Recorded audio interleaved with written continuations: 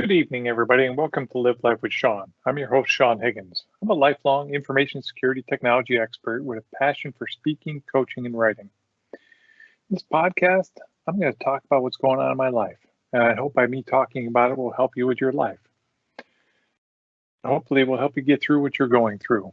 This show is recorded live, and you're invited to add your questions to the discussion. If I do not get to your questions during the discussion, I'll do my best to answer them on my blog or on a future show. If you enjoyed this content, please share it, subscribe it, like it, and or leave a comment, as this will help others find this podcast. Thank you for joining me, and it's a wonderful evening.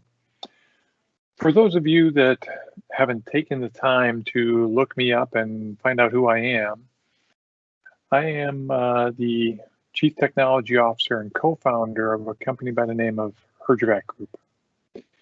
And if Herjavec sounds familiar to you, think of Shark Tank and Robert Herjavec. Yes, and in 2003, myself, George Frempong, and Robert started the Herjavec Group. And today we had an exciting announcement. Today we sold a major portion of the company to a private equity firm called Apex. And for those of you who don't know, this is a deal that's been months in the making. I mean, Robert went out and, he was trying to figure out how to grow the business faster, how to get it. We are about $250 million in revenue, how to get it from 250 to $1 billion. He was asking other companies, what was good, what was bad about Herjavec Group, and he ended up getting into a discussion with several of them about them investing in Herjavec Group.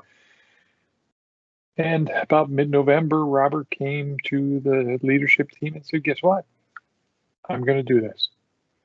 And it's taken from mid-November until here we are almost mid-February for that deal to finally be worked out. All the paperwork got signed, and now we're just waiting for government approval to say, go ahead, go forward. And why is this exciting? And this is exciting because we have been running Herjavec Group on some of Robert's money and then bank credit, because that's how we get our money. And we have a line of credit, and how the business is going, then the bigger the line of credit. And we've done very well at managing that. I mean, it was a bit scary at the beginning of 2000 to look at the pandemic and say, okay, how are we going to make this through? We did tighten our belt a bit, and, because we didn't know, nobody knew. Tightened our belt. We knew we had a good reoccurring revenue coming in, and we actually had a very good year last year. Knock on wood. I mean, everybody worked very hard. The business is growing well. But still, we're living on this line of credit. And what that causes you to do is do A or B. You can't do both. You don't have enough money, or you don't want to take a lot of risk to do both. It also causes you to be slow in hiring. I mean, we hire as late in the process as possible to make sure that resource is going to be utilized. And now as I look at it, with this investment coming in from Apex, I look at it from the point of view that now we can do A and B. A couple of things that we've really been excited about doing, now we can accelerate them because we got a little extra money to help us do that. We could hire a few more people. It's not that we want to go crazy and just hire a whole bunch of people that are going to sit around. And, I think it's going to open the door for us to do more acquisitions, because we have found over the history of Herjavec Group that we grow much faster through acquisition than we have organically. I mean, we've done well organically, but we have done very well with bringing two companies together and maximizing the growth. So instead of two companies, 1 + 1 is 2, it's usually 3. So I look forward to us doing more acquisitions. I'd be a little remiss, if I also didn't admit that I've been a little sad about this. It feels like I know that Herjavec Group is going to continue on, but it's not the same. It was Robert running the whole show, making all the decisions. He's still going to be very involved making a lot of the decisions, but now he's got a more invested partner. I mean, the banks were invested in this, but the bank would always just look at how we're doing and say, okay, we'll give you X. This company is really invested. This company really wants us to grow fast. And they're going to be looking over us and saying, okay, can you go faster? They're going to help us with the evaluation of companies we're going to purchase. They're going to help us with some of our strategic mindset to make sure that we are growing because they want to get their money out someday. So, again, I've known about this for a little while, so I've had a chance to sit with it and just say, it's going to be different. And I'm going to be a little sad because it just, the little company is now getting big. And, it kind of reminds me, it's different, but, if I look at something similar, my daughter went away to school. It was a big change in the household. And though I was excited that she was going off and going to university, I was a bit sad. Sad that she wasn't going to be around. And it's just different. And I think that's the best analogy I can say about what's going on with this acquisition. We're not that little kid anymore. We're in the big arena now. So it's a little sad and exciting. And a friend of mine, asked me to step back and just to think about everything that we've gone through. When we started the business, it was Robert and George. Robert was the visionary, George was a salesman, and I did everything else. I did accounting, I did HR, I did payroll, I did everything else. And I also made the stuff work. I mean, that was my job, and I enjoyed that job because it made me learn new and different technologies and be good at them. I mean, when we would sell a new technology, I would go get training on it. And Robert would always tell me, you're not only getting training, you got to know how to teach this to somebody else. So I would come back and teach the people in the Canadian market about this new cool technology to not only install it for them, but to allow them to operate it. So that was always fun, and I had a good time with it. And as you're with a business, especially as long as I've been with Herjavec Group and with Robert even before that, there's always good and bad.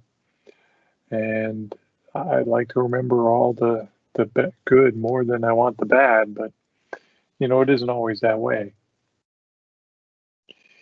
It's funny that I think about the mistakes that I've made, and I've made my fair share, some of which were no big deal. I mean, I remember talking to my daughter one day, or my daughter was complaining to me one day saying, oh, I keep making mistakes. I keep making mistakes.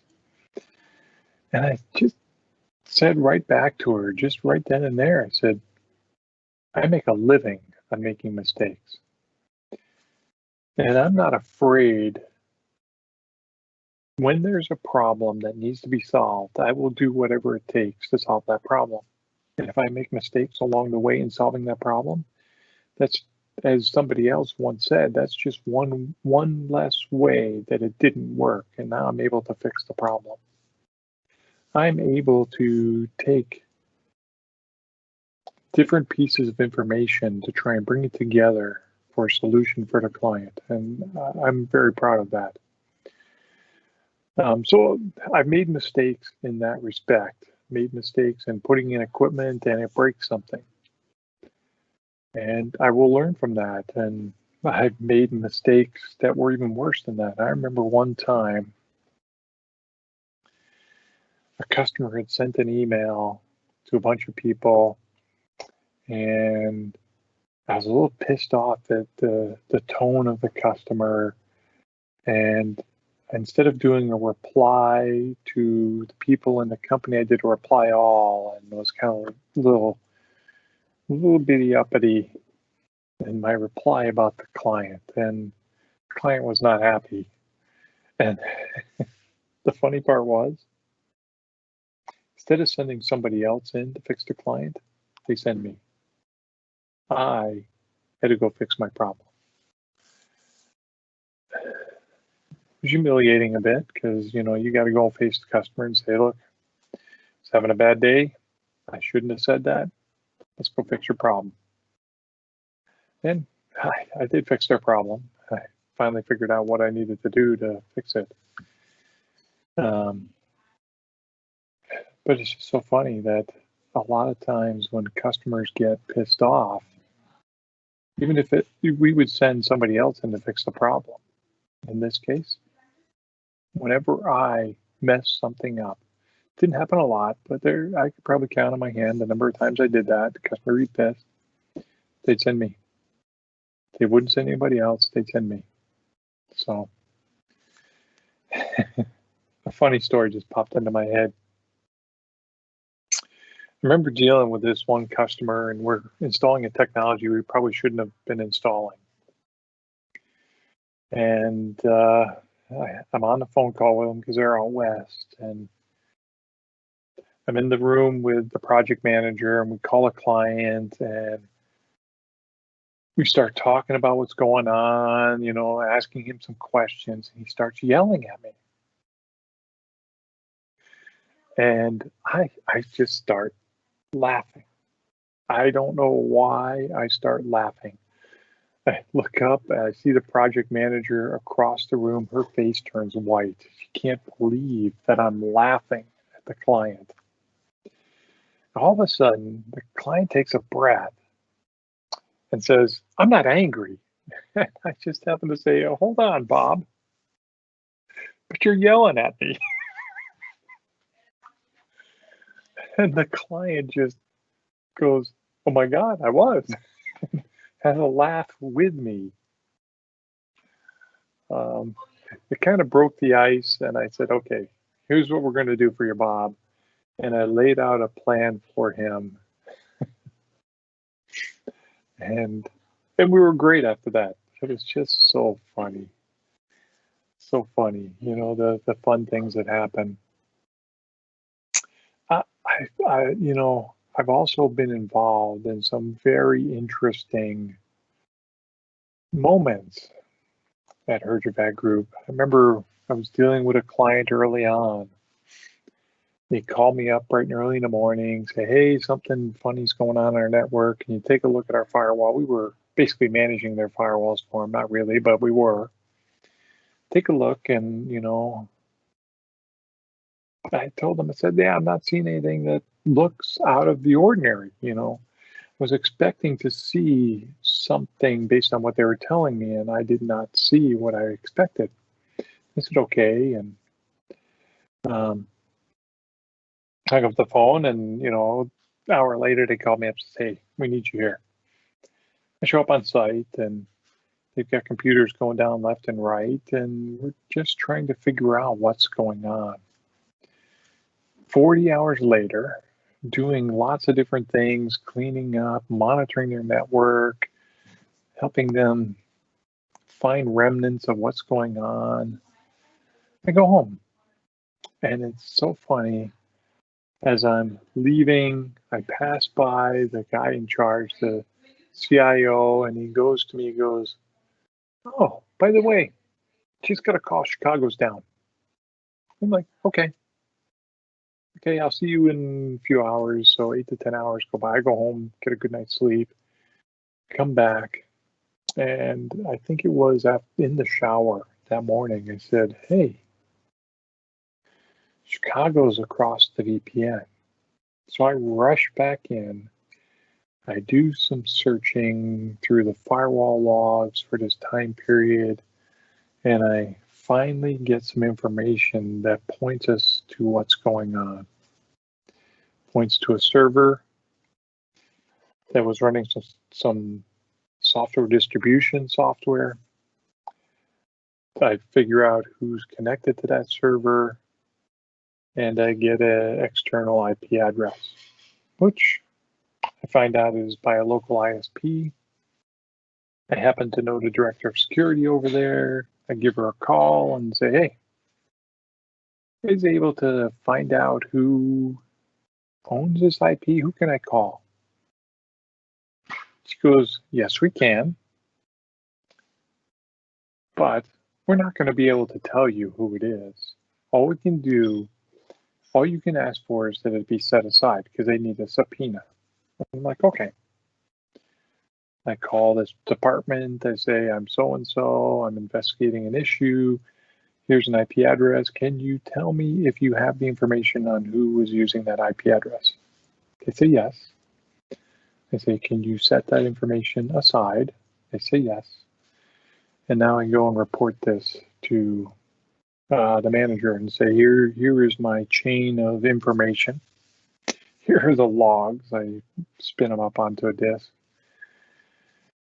And we take this information, we get the police involved, and I end up being one of the first people to testify on a cyber incident in Ontario.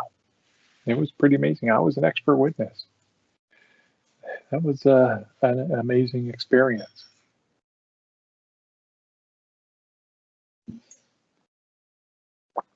Had some crazy challenges.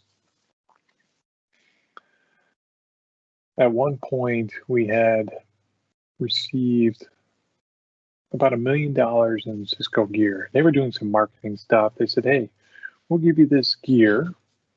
You just pay the support on it. You have to pay for it to get installed,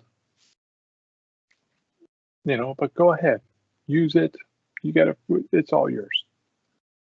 And I'm trying to figure out how to get it installed. Cisco brings in some people. We're getting ready to move. Oh, it's crazy. And I get a proposal and I bring it forward to Robert. Robert looks at the proposal and says, no way, we're not paying this amount. And we are 2 months from moving to our new place. And I've got to figure out how to get this stood up with somebody else. Luckily, I was able to find somebody to put the equipment in, and like 2 weeks before we to move in, I had the new phone system stood up. I was sweating. It was crazy. Had to bring in, get some favors from a lot of people to help me out. My daughter, who helped us move into like our first 3 or 4 offices, was there helping me set up phones. Oh, it was a challenge. Crazy challenge. Pure craziness. Another time.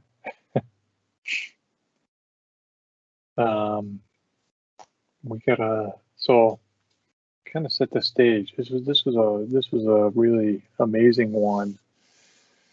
Robert goes and meets with a CIO at a casino in Las Vegas, and they're having a good conversation. CIO says, cool, I think Herjavec Group is cool.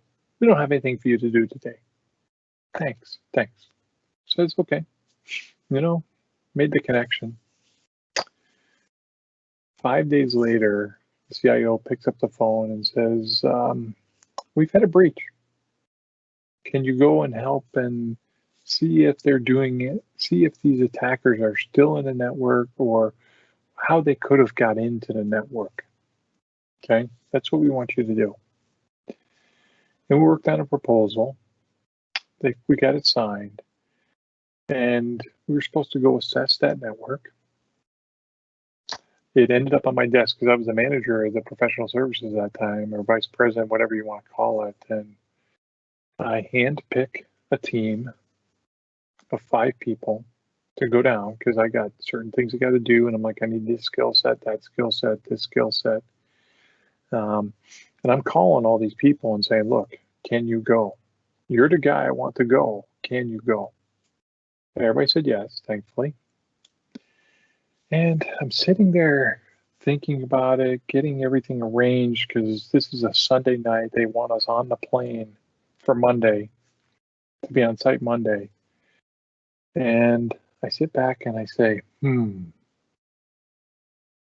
I think I should go. I'm going to go.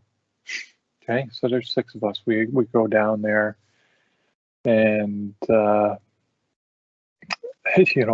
was a funny engagement because we were there to assess the network and really just kind of take a look at things and pen test and map it out. Just look and see what was going on, and was there any other way that people could get into their network? Are they still in the network? Are they on the network? And we were at a small casino, not in Las Vegas. So we were at one of their small casinos, but we were the guys there on the floor, on the ground. And, they said, we're running this Microsoft Defender. Corporate is running McAfee EPO. I said, this guy over here who's doing some other stuff for you, he's an expert. He can stand up a server and roll it out and replace your Microsoft stuff. So we do. We find out that they got some other technology. They want to rewrite the rules on it, and we do. And we are there for 2 weeks, and by the end of the 2 weeks, we're operating 3 of their 4 key technologies. And we're getting ready to leave.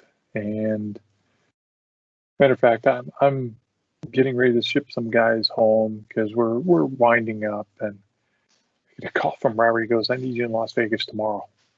And I was going to stick around because I was like, look, if you guys go home, I'll stay for another week. I'm okay with it. And I go to the one guy, said, look, sorry, but I got to go to Vegas. Are you okay? Are you okay with sticking around? He says, yeah. So I end up in Vegas, go down there, have meetings with a bunch of people down there. I fly back to Toronto, and within a couple of weeks, they hire me to go take a look at the Vegas network. And that started a trek when I was on the road for 265 days that year. I got to see all their casinos, got to go to Asia, Singapore. It was an amazing trip, amazing, just a lot of travel. It's just fascinating. And you remember things like that, the people that you met a lot of people, made a lot of friendships. I got a lot of alcohol on my desk. Not that I've had any of it to drink, but I've had people who go on vacation and come back and say, oh, I was in the Philippines, and here, you got to have this Filipino gin, and it's still sitting on my desk. And I'm just proud of that. It was about 2 years ago, my team gave me a happy birthday video. I still have that video, man. That was amazing. It's just them all wishing me happy birthday, all sang together. I don't know who put the video together. It was amazing. It was just great. And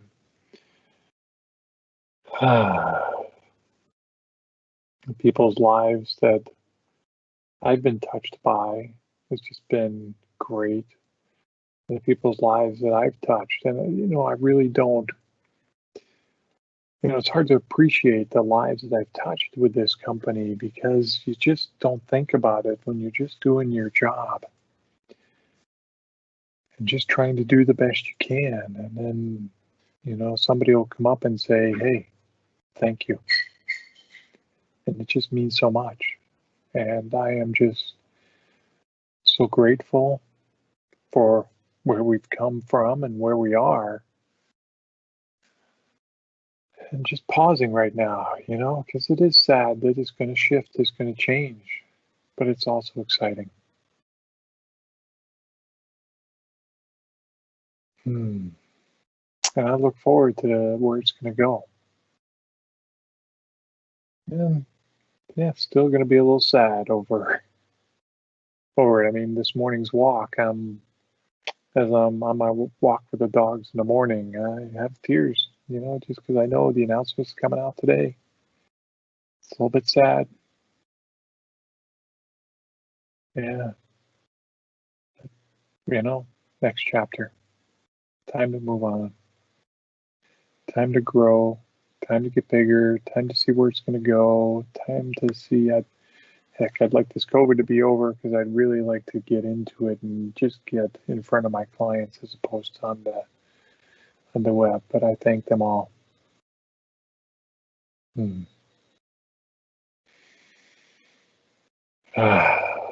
Whew. Thanks. Thanks for listening. Hope this has been helpful for you. If you want to connect with me, you can go to my website, SeanCHiggins.com. Go to the Connect with Sean page and just fill in your information and we'll have a conversation.